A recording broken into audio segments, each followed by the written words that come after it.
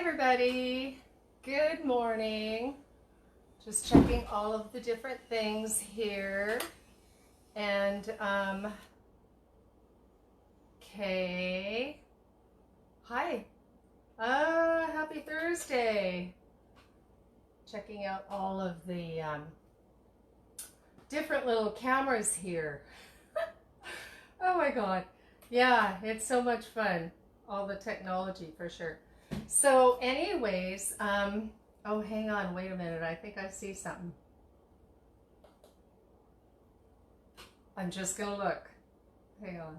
I might have figured something out. I don't know. Maybe not. Technology is so much fun. So, how is everybody today? Good morning, Monique. Oh my goodness. Okay. Interesting. So today we're going to do some very interesting, stuff here. Okay, so what I decided was something different that I haven't made in a while, and I know that, the people in this house we are really staying away from bread a lot, and so, I just really only like as a treat on Sundays sometimes. And so, oh, that's interesting. Okay, anyway, I'm figuring things out here with the technology. But anyway, we're trying to stay away from bread, but I really am kind of a, I do like it once in a while for a treat. So what I came up with, which I've done before, which I haven't done in a while, so it's a treat. So we're going to make my version of rotis, veggie rotis. And, this is probably seriously not conventional at all, or the right way to do it. So we're just going to give that a shot. I have done it before, but not for quite a while. So we're just going to heat the pan with a little bit of water just to have it warm for when we're ready. And what we're going to do is we have some of the Bob's Red Mill gluten-free flour. So we're going to start with that. And we're going to add 2 cups of that and throw our flour all over the table while we're at it. I would try this. I wanted to try this with rice flour, but it does tend to fall apart more. So, oh God, when I do that, it really, really bothers me looking at my arms. Okay, I definitely need to do something about that. I know, well. I thought lifting pots in the garden and 50-pound bags of peat moss would do it, but apparently not. Okay, so we're doing the flour, and what we're going to add to the flour is a little bit of, we're going to add a teaspoon of baking powder. So actually, intuitively, because I cook intuitively, I think I need a heaping ½ teaspoon of baking powder. Okay, I don't want too much baking powder in here, but I know that has helped before. And some of the recipes call for eggs and some of them don't. Because I don't want to use eggs, I am going to use a little bit of chia seed in here, and because it acts as a binder, helps to hold things together. So we're going to add a little bit of the chia seed. And I'm just going to add it right into the flour because typically, you guys, when you're using chia as an egg replacement, you need to add, I don't know, I just kind of wing it, but basically a tablespoon of chia seed to like 2 tablespoons of water. And I usually do it in a little shot glass like this, and then you let it sit for a bit because it'll gel up like an egg and it'll act as a binder. But I'm not going to do that with this because we're going to be adding water after anyways. And so what we're going to do first is because the baking powder's in here, we're going to add a little bit of water right now and just get the activation happening. So me and my non-measuring, I'm going to say 1/4 cup of water. Does that look right? Like, does that feel right? So we're going to do this, and we're just going to get this activated a little bit with the baking powder and get that a little mixed in. Okay, so I can see I need more water. And that's why, I think that's why it's good not to measure, because you just never really know until you try things, because everything is really an experiment, and you can follow directions, but in my experience, you know, it hasn't turned out when I followed the directions, so I tend to not do that much. So we're just going to get this going a little more. Okay, let me know when I'm at a cup. I'm going to say that is, oh, hang on, something's burning.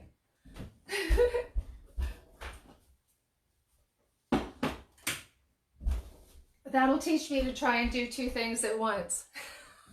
And I'm known for that. Like, seriously, I'm so known for, yeah, I don't know.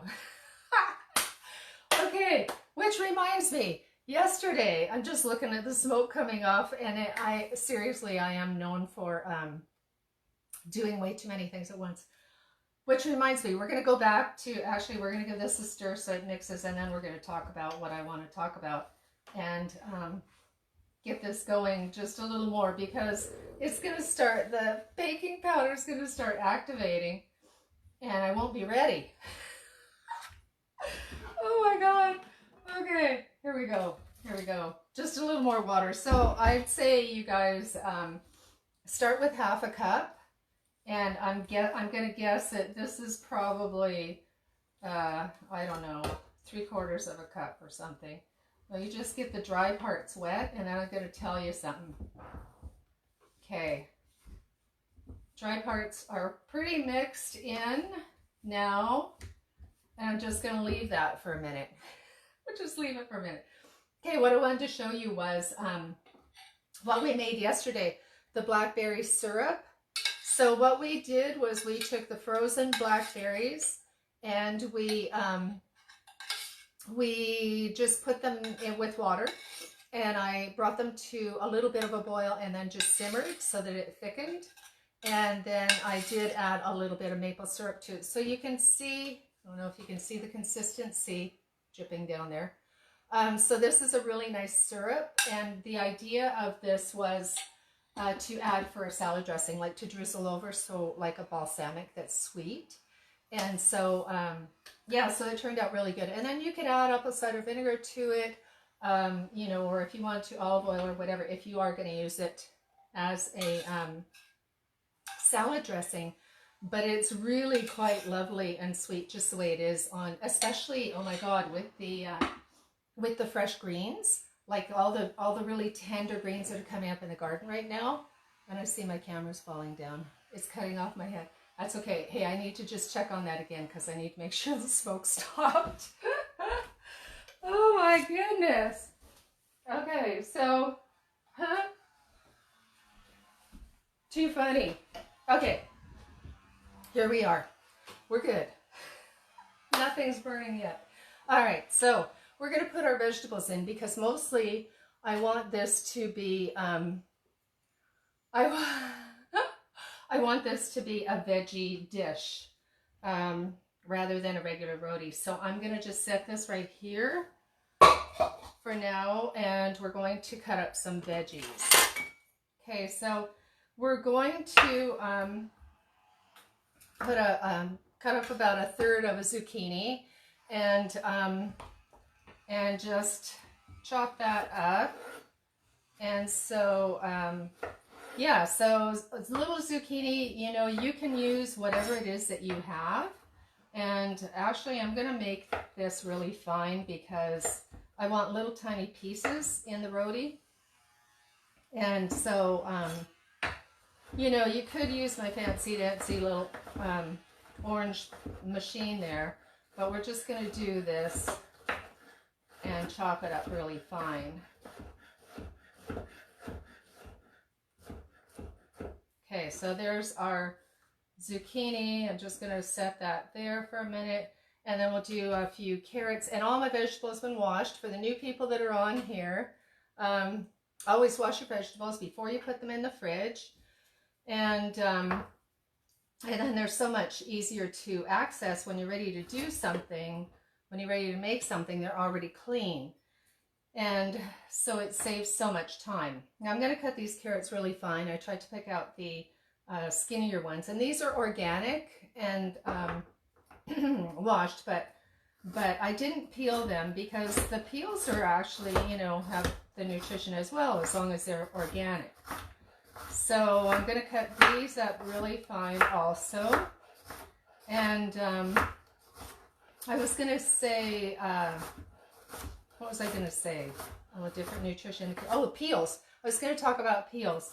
So there is a potato peel recipe that is really like from the 70s or maybe from the 60s. And it's by Dr. Bernard Jensen. And hey, Kathy. Hi. How you doing? Good morning. Good morning. And so anyway, Dr. Jensen there. Oh, hi, Jane. Hi, Darlene. Hi, everybody. Good morning. Yeah, so Dr. Bernard Jensen, he taught iridology, and originally he was a chiropractor, and he taught nutrition, and he had a healing ranch in San Diego area, Escondido, actually. And so just one more carrot to make things even. And so he worked a lot with nutrition, and he actually, I don't know where he went, but he went to some other country. I can't remember the country. And he studied all of the nutrients in each of the, well, I know he did it with all the minerals. I'm not totally sure if he did it with all the vitamins, but each of the minerals of each vegetable, each vegetable, because he was, you know, it was a totally plant-based healing center. And so each of the vegetables, and when you were deficient in certain things, you would have personality tendencies. Really fascinating. It's an amazing book. I think it's called Chemistry of Man by Dr. Bernard Jensen, and I don't even know if it's in print anymore. But anyway, so he'll describe things like, you can tell if somebody's magnesium deficient because of, and I'm not, it's been a while since I've really worked with it and read it, so I'm just using this as an example. This is enough for sure. But I'm guessing and trying to remember, and I should really read the book again, that if you were magnesium deficient, you would have a certain personality type. And that could be like depression for no reason. It could be, you know, can't sleep at certain hours of the night. You wake up at certain hours, craving different foods, different other foods, not just magnesium foods. But he did the whole study on, what was that? We're having so much fun today. Woohoo! Oh God, okay. Anyways, very fascinating. Have you guys noticed the energy is a little bit different lately? It's just quick and little shocking things happening, like just little ones. But I have noticed that, other than what's been happening in the last 15 minutes. Anyway, back to Dr. Bernard Jensen. He, so he studied all the different minerals in the foods and what they, that you actually react. Your personality reacts in a certain way when you're missing certain vitamins and minerals. I'm pretty sure it was vitamins too. And anyway, it's a fascinating book, and maybe that's what we'll do, is go over some of the different ones to refresh my memory, and also to share some information about that on certain foods and moods and that kind of thing. Yeah, that'd be really fun. Okay, so anyway, back to why I started telling you this was about peels, about the peels of the carrots, but not really, because I was going to talk about the peels of potatoes, which is my long story longer. Broccoli, good for you. Vitamin K, really good for the colon, really good for the intestine, and yeah, good stuff. So we're going to chop up the broccoli fairly fine. So anyways, back to the peels, the potato peels. He had a recipe that that he said, and I do believe, because he worked with thousands and thousands and thousands of people. Actually, his protege is a really good friend of mine, Dr. Ellen Tart, and so yeah, so I know firsthand that what the success stories at the ranch, the healing ranch. So anyway, back to the potato peels. Wow. It's a potato peel broth, and he would make a broth out of the potato peels, and he said that it was just one of the most amazing things for arthritis, and very alkalizing and very healing for any kind of arthritis, any kind of, joint pain, back pain, that kind of thing. And it's called potato peeling broth. And I have made it in the past years ago. Like, I studied this, wow, yeah, 25 years ago. And so I had made the broth many times. Of course, now it's a bit of an issue to get organic potatoes unless you grow them, right? So you don't want to be using russets at all, in my opinion. That's just my opinion. I'm just going to say I don't buy russets. I always buy organic potatoes. And I do know that they do have organic russets, but, I do try to stay away from anything that even remotely might be GM. And we used to call it GMO, and now apparently they've shortened it to GM, but genetically modified. So if you can get organic potatoes, and in this recipe you don't use the potatoes, you just use the peels, and it does something. So remind me, and I'll look that up, and we can work with that. Maybe even like this fall when people get their potatoes out of the garden. So. All right, so we have our broccoli, carrots, zucchini. We're going to do the cauliflower, and that is a lot of vegetable for our our roti that I haven't made in so long. So I don't know. I might not use all this cauliflower. So okay.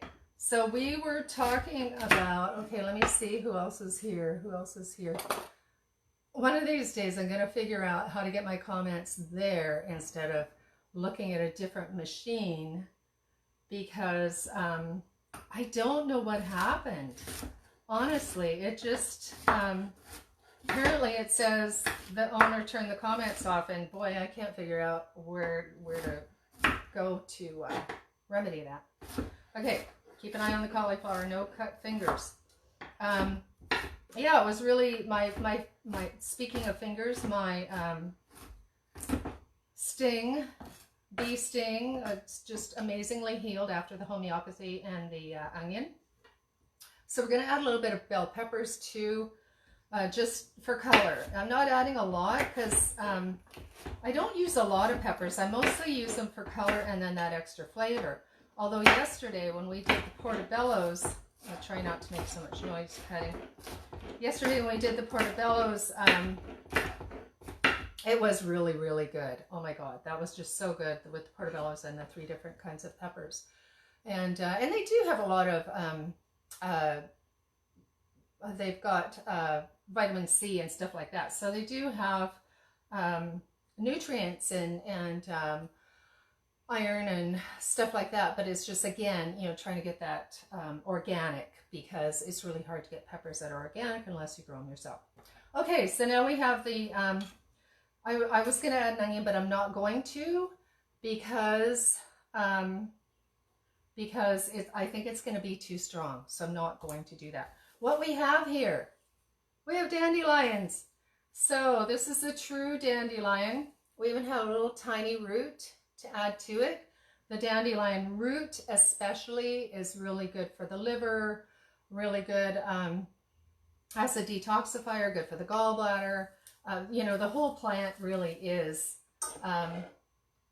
as well so good for you. Like, it just has such a concentration of vitamins and minerals, and like we were talking about pretty intensely last week, we got into the weeds and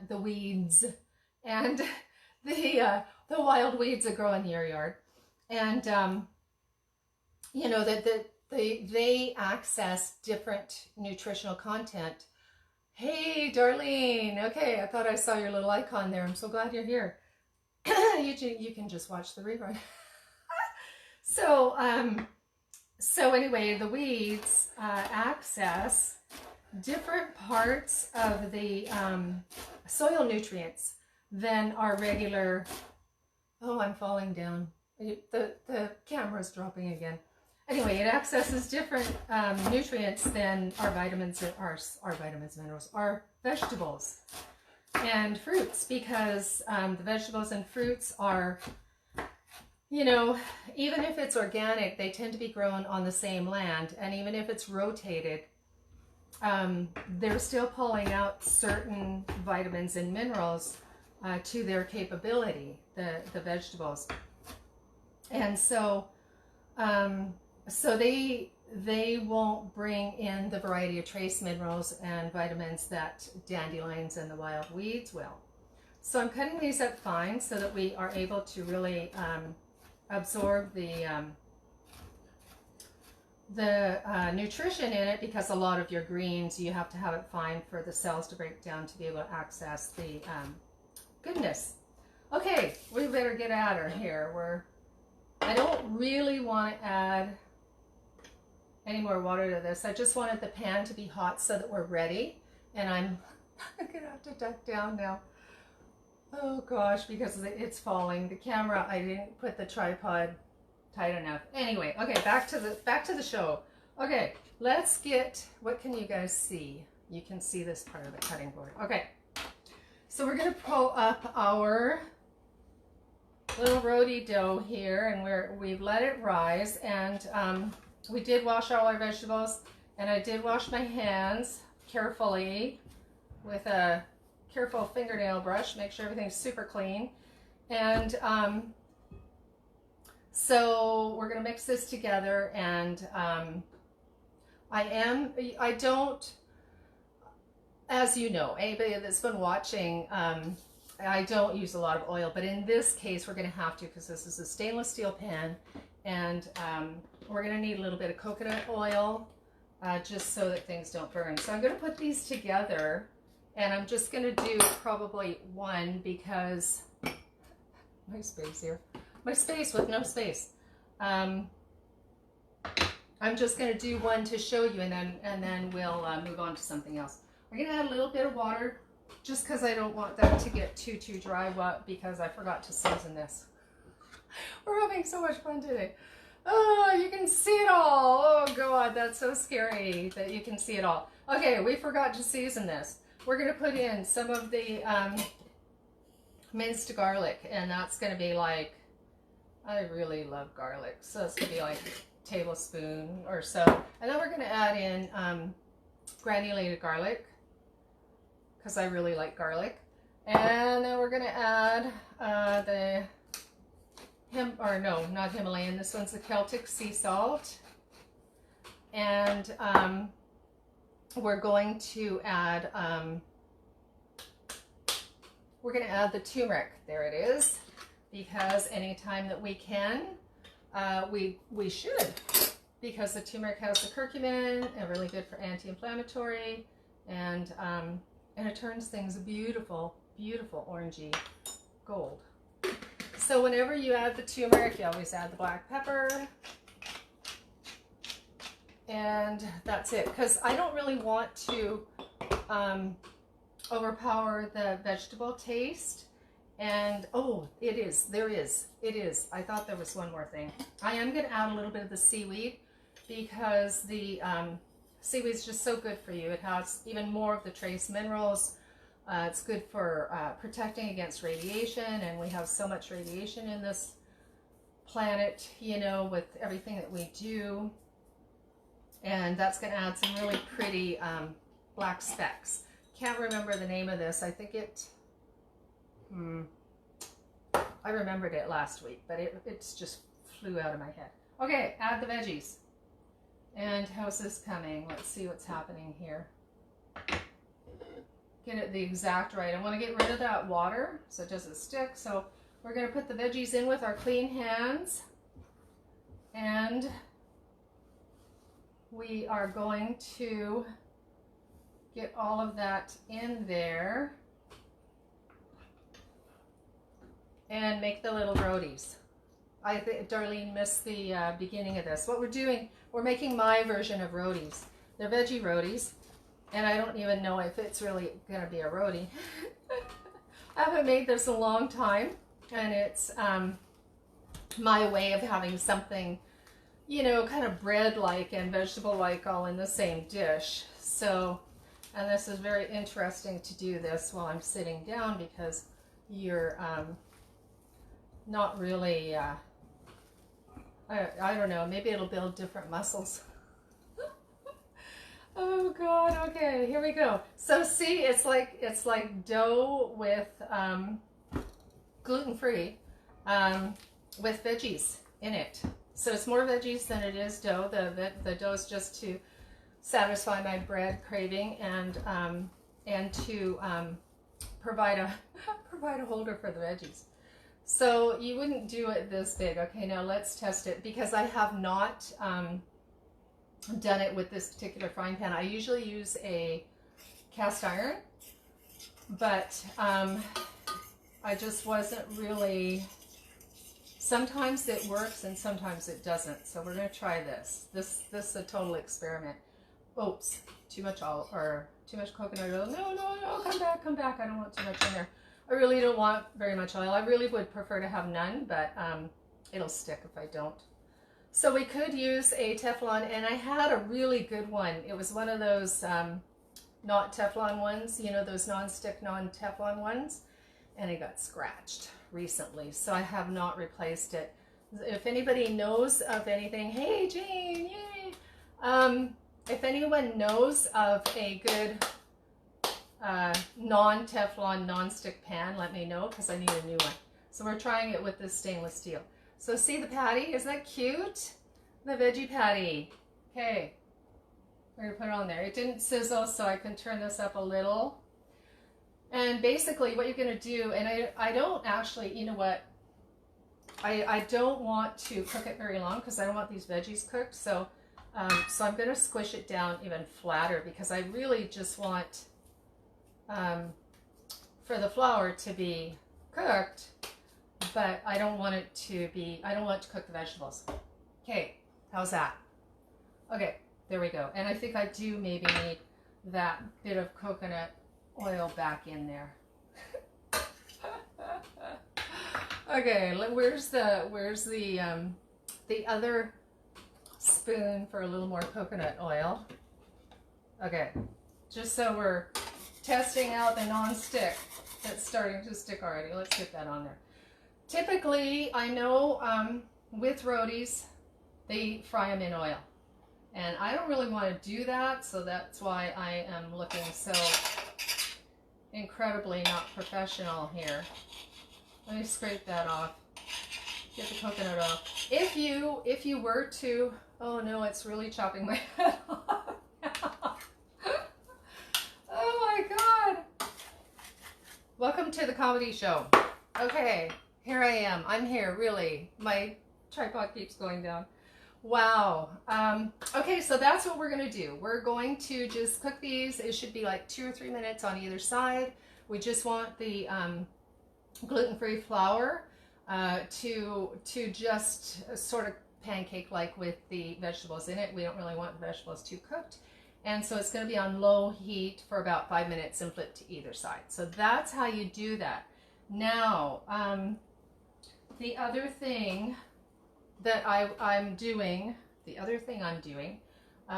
is I want to show you, because we're really, we're having so many technical difficulties, that I'm going to show you this real quick.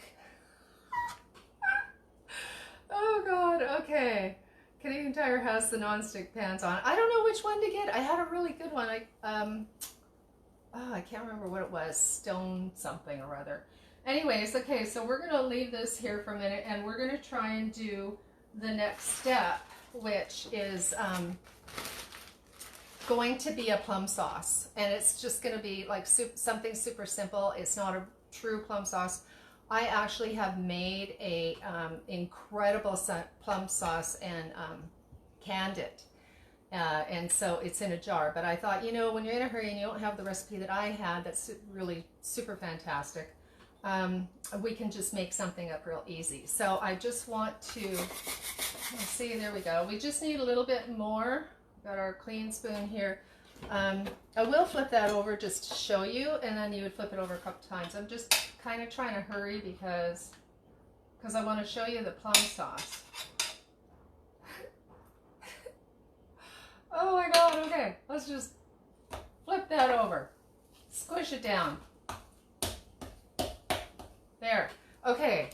That is, it's going to brown. It's going to look lovely, really and truly. I'm just not going to take the time to do that because we have other things to do. As always, I like to do 2 or 3 things at once. So here we go with the plan of the plum sauce. Nobody's found me a second burner yet. Okay, we have plums. Again, when you're in the summer, when you have an abundance of fruit, for me, last summer, I was just so busy. There was going to be no, really, I did do some dehydrating. Oh my gosh, okay, I'm down here. I'm up here, down here. I did do some dehydrating, but not a lot because I just didn't have the time. And this year, I do have the time. So anyway, these plums, if I can get them out of here, were just, I just threw them right into the freezer, and all I did was I kind of sliced them open with a paring knife and took the pit out and just threw them in the freezer. So this is the plum thing, and these are just plums, and I'm just going to cook these down, and I should have actually thawed them a little bit more. I'll turn that up, see if we can burn something else. And all I'm going to do really to add to it is some apple cider vinegar, and not much because the plums are already sour, but I'm just going to add a little bit, like a teaspoon of that, and a little bit of maple syrup. And typically with the plum sauce, it's got all kinds of spices and stuff in it, and that's like, you know, super, oh, well, you know what a really good plum sauce tastes like. So yeah, and it's got another name. There's another name for plum sauce, the traditional remedy, the traditional recipe. Anyway, so we're gonna do this, and then we're adding just a teensy bit of, just to thicken it, tapioca starch.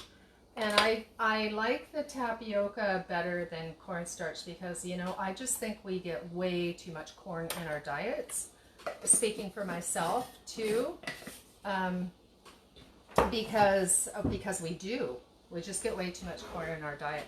So I use the tapioca, and then you would always put your tapioca, just like using cornstarch, your tapioca and a little bit of water, and you want to mix that first so that there's no lumps, and then the right utensil here that has the plum juice on it. So you can see these guys are smashing. Can you see them smashing? I don't know if you guys can see them. They're coming down. I didn't make a lot because I'll add to this, but because I'm in a hurry. I wanted to show you something else. Okay, so we're going to add the tapioca, and that's going to thicken the plum sauce. And so, I mean, you can't really get any purer than that. It's just going to have a little bit of a beautiful plum sauce to it. Well, I might as well add a few more while it's warm. And you guys can still see me. Oh my God, too funny. Here, let's just go like this. There we go.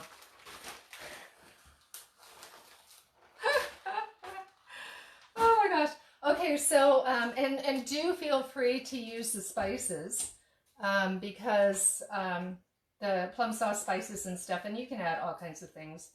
But basically what I'm going to do for this is I just want it to be the plums, the apple cider vinegar, and the maple syrup. So I want it to really bring out that tang for the cute little roti. So there's the plum sauce. What I'm going to do is take when it warms up and they thaw out, I'm going to take a potato masher and just mash that up. And the tapioca, you can tell, is thickening already. And so, so that's going to be our plum sauce to put over the rotis. So what I will do is try and find a place to show the new people just everything. All those new people. You make do with what you have, right? This is just such a tiny little workspace. Okay, there's our beautiful roti. Let me see what he's done. I don't think he would have cooked without any heat to make him look any better. But anyway, he's going to look like that, but browner. Browner. Okay, and the other thing I want to show you guys super quick with my roti hands is I was going to talk about matcha, and I could, I'm going to squeeze it in. I could leave it for tomorrow, but I'm going to squeeze it in as I duck down so you can see me.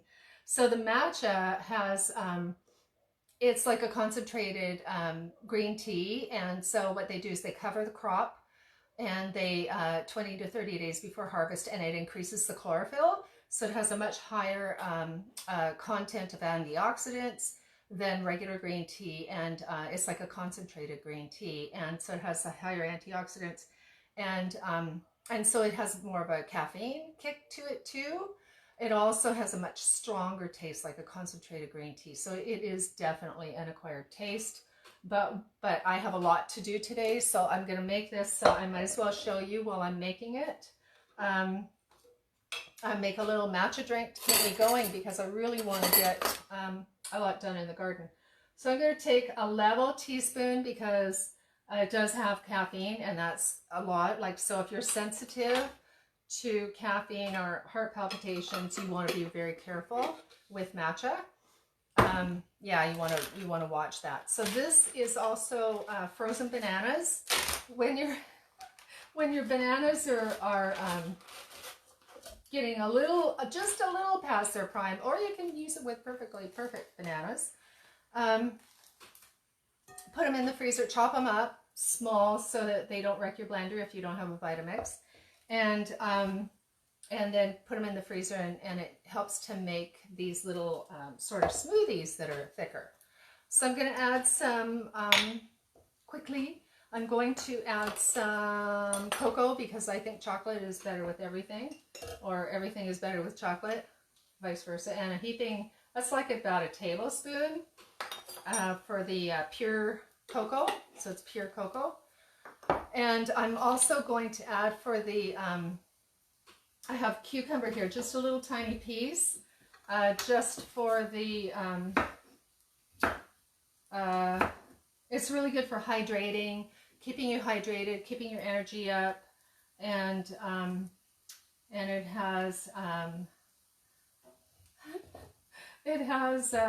something else. Oh, it's good for your face. Put it on your eyeballs. Cucumber.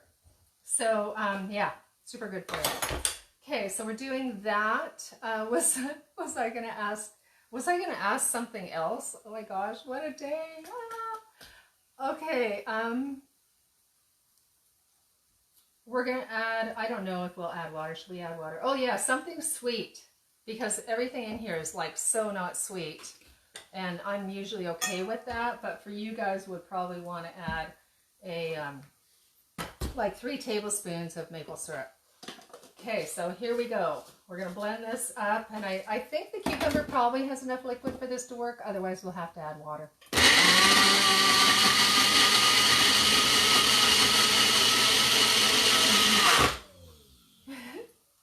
So, oh my gosh, the camera keeps falling.